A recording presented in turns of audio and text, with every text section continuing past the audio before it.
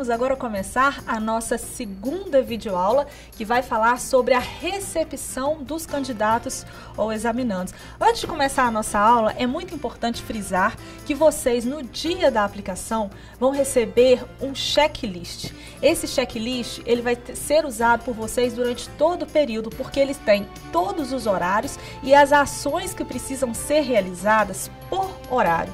Então isso vai lembrar vocês os procedimentos que nós estamos tratando aqui no vídeo, ok? Então vamos falar sobre a recepção dos candidatos, ou seja, aquele momento que o candidato chega e você vai fazer alguns procedimentos antes da entrada dele dentro da sala.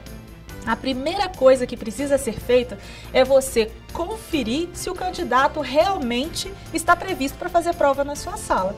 Então, na porta da sua sala vai ter afixado uma lista com o número da sala e todas as pessoas que estão programadas para fazer a prova naquele local. Então, você pode conferir por essa lista ou até mesmo pela lista de presença, ok? Então, você vai conferir se aquela pessoa que chegou para você, ela está alocada na sua sala. Se ela não estiver, encaminhe essa pessoa para a coordenação. Depois a gente vai precisar fazer a conferência do documento de identificação. Para fazer a prova, obrigatoriamente, ele precisa apresentar um documento oficial com foto original. Pode ser uma carteira de identidade, pode ser um passaporte, pode ser uma carteira de trabalho. Vamos assistir um vídeo que fala sobre todos esses documentos permitidos. Documentos de identidade permitidos. Carteiras expedidas pelos comandos militares, pelas secretarias de segurança pública, pelos institutos de identificação e pelos corpos de bombeiros militares. Carteiras expedidas pelos órgãos fiscalizadores do exercício profissional. Passaporte brasileiro. Certificado de reservista. Carteiras funcionais expedidas por órgão público, que por lei federal valham como identidade. Carteira de trabalho. Carteira nacional de habilitação, somente o modelo com foto. Caso você tenha alguma dúvida em relação ao documento apresentado, se você não conhece aquele documento, se você não tem certeza se aquele documento é aceito, se você não consegue reconhecer a pessoa e a pessoa da foto, se você não consegue identificar que trata-se da mesma pessoa, se for um caso de um boletim de ocorrência apresentado que ateste que a pessoa perdeu os documentos, todos esses casos também devem ser encaminhados à coordenação, ok? Depois a gente precisa fazer, se for necessário, o procedimento de correção cadastral. Pode acontecer que quando o candidato chegue com um documento dele, você verifique que no nosso documento, na nossa lista de presença, o nome dele esteja errado ou tem algum erro no documento apresentado. Então, você vai fazer realmente a correção cadastral. Como que a gente faz a correção cadastral? A gente tem aqui a ata de aplicação. No verso da ata de aplicação, a gente tem um campo específico para poder realizar essas correções. Aqui a gente tem a foto da ata de aplicação e é aqui nesta coluna, nessas duas colunas, que a gente vai realizar o procedimento de correção cadastral. A gente trouxe aqui alguns exemplos. Por exemplo, o José Paula da Silva, o nome dele não é José Paula da Silva, é José de Paula da Silva, faltou o D.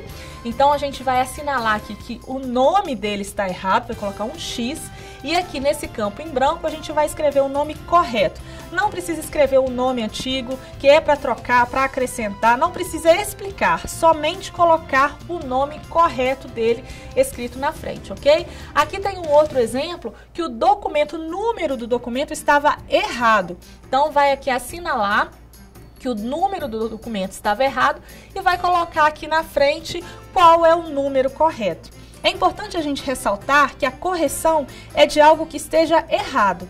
Então, se o candidato fez a inscrição com a carteira de identidade e chegou no dia da prova com um passaporte, por exemplo, os números são diferentes. Então, você não precisa fazer uma correção cadastral. Por quê? Porque são números que não estão errados, são números realmente diferentes. E sendo documento oficial, com foto, dentro daqueles documentos permitidos, você pode realmente aceitar aquela identificação do candidato. Atenção! Caso o candidato ou examinando apresente um documento diferente do utilizado na inscrição e este não dê a possibilidade de conferência com o documento que consta na lista de presença, esta informação precisa ser registrada no campo 3 da ata de aplicação. Exemplo: o candidato fez a inscrição com o RG e na prova apresenta uma carteira de trabalho.